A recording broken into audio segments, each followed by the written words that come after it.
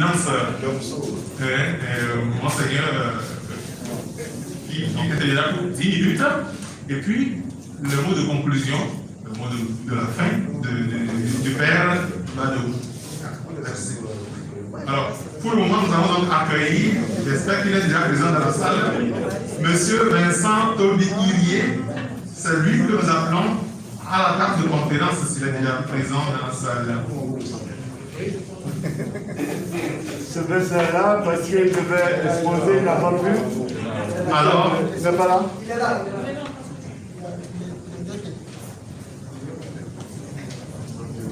Bien. Pendant qu'il n'est pas encore arrivé, Père Abécan. D'accord. Très bien, nous l'attendons. Parce qu'il devait intervenir, il a été appelé. Il est là? Oui, il est là. Ah. Alors je m'excuse auprès des femmes qui sont intervenues, c'est tellement que nous avions des questions d'éclaircissement. Oui, nous n'avons pas question. Voilà. Merci, Monsieur Vincent Tobi-Irié. Votre communication portera sur le sous-thème La fraternité humaine, faut-il y croire? L'ancien préfet d'Abidjan que vous êtes, vous avez sillonné le pays depuis que vous avez quitté vos fonctions de préfet d'Abidjan en août 2020. Président de l'ONG Aux Nouvelles, vous prônez la réconciliation auprès de populations meurtries par les violences électorales de 2020. La cohabitation entre communautés, vous y croyez fermement. Voilà pourquoi la question vous est posée. La fraternité humaine, faut-il y croire? Vous avez la parole.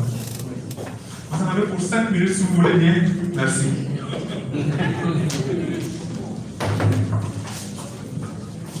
Quand j'étais un petit garçon, je regardais les informations et je suivais la guerre du Liban, c'était à l'époque. Il y avait des images atroces de corps, il y avait ces guerres fratricides.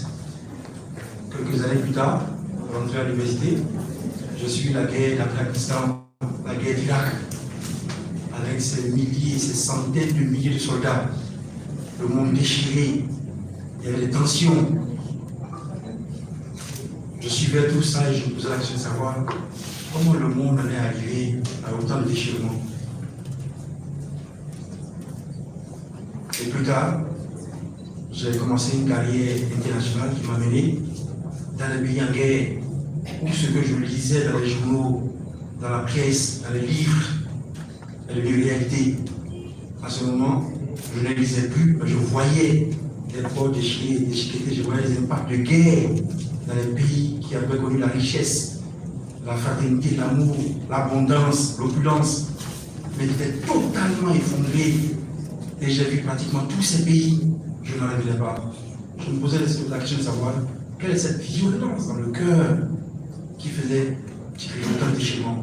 J'étais parti d'une Côte d'Ivoire relativement en paix, et je comparais la vie dans ces pays à mon pays que je connais. Et je questionnais la foi religieuse. Qu'a fait Dieu pour que nous soyons autant déchirés? Qu'avons-nous fait à Dieu pour qu'il n'y ait plus la possibilité pour les communautés de vivre ensemble? Et j'ai travaillé dans ce pays, aidant à la reconstruction, mais assistant aussi à les débats, échouant dans les projets de construire la maison communautaire. Et puis je suis entré en Côte d'Ivoire en 2014. Et je pensais que je me posais. Et je vois dans mon pays les déchirements, j'ai vu des images de la guerre de 2010-2011, des images atroces. Je suis retrouvé la Côte d'Ivoire, totalement déchiré. Ce que je voyais ailleurs, qui modifiait à l'étranger, je suis retrouvé ça sur ma propre terre, dans ma propre famille, chez mes propres frères. J'ai vu un pays totalement divisé. J'ai commencé à travailler au ministère de l'Intérieur, ensuite dans la fonction de préfet, et aujourd'hui en tant qu'association, je sillonne les villages, j'entends ces vendettas, ces vengeances, ces appels à la mort, au déchirement, partout où je passe. Je viens d'arriver de l'ouest de la Côte d'Ivoire, j'ai entendu des choses, j'ai vu des choses. Et la question est donc, quel espoir? La fraternité humaine est-elle encore possible? Est-elle encore possible de voir tous ces ces cris sur Facebook, toutes ces injures, toutes ces expositions, toutes ces